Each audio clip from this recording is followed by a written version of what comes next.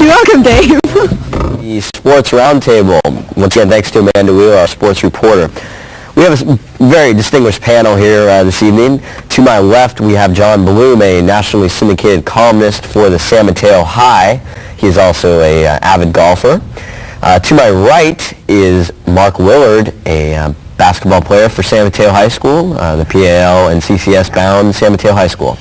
And to the far right is Marc Abrams. He is a pitcher for San Mateo High School. Let's open it up by talking about basketball, first of all, with Mark Willard here. Tell us about the PALs, who's going to win, how did San Mateo do, what's going on with CCS? Okay, yeah, we had a really good season. We achieved our goal of a winning record in the PALs, and we moved on to the playoffs and fell just short in our first game in an overtime loss. And Woodside is now the favorite to win the PAL. They won the regular season as well, so looks like they're gonna wrap that up, and we're hoping to move forward into CCS next week and win a few games and end the season on a good note. Now, who's looking like the favorites for CCS? CCS, Lee is a good, we're in the Division III bracket, and Lee is one of the top schools. They won it last year as well. St. Ignatius is another one, so they're the favorites. In case I didn't make it clear, PAL is obviously the Peninsula Athletic League, and CCS, the Central Coast section. Let's go over to my far right with Mark Abrams, star pitcher for San Mateo High School. Why don't you give us a little outlook about what's going to go on with San Mateo High School, and more specifically the PAL, and who are the favorites? Well, as far as San Mateo is concerned, we're not really considered amongst the favorites to win PAL this year. We should be looking at about a 4th or 5th place for San Mateo High School, but at the top should be either Aragon, Burlingame, and possibly Hillsdale could squeak in there too.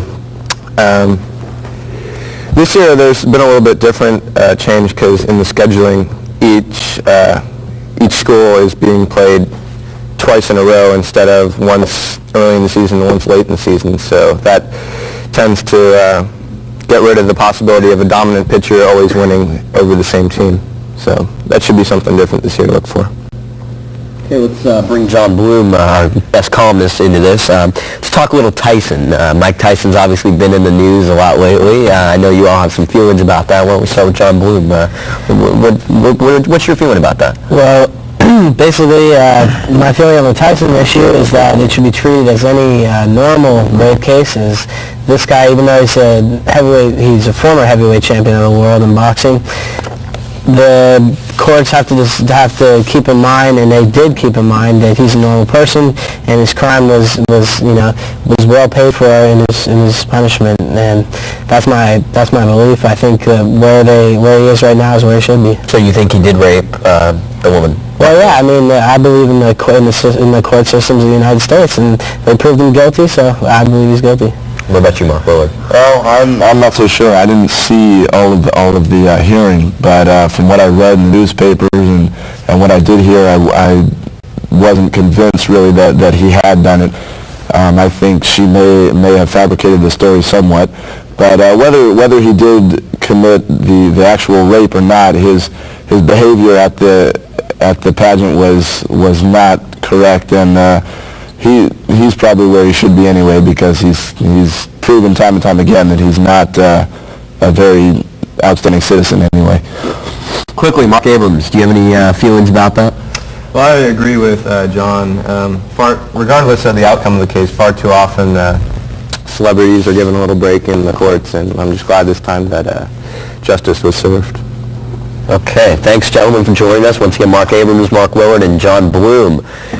Do we have time to do the poll right now? Okay, we don't have time to do the poll. We're going to wrap it up. This has been FCYN, the Foster City Youth Network.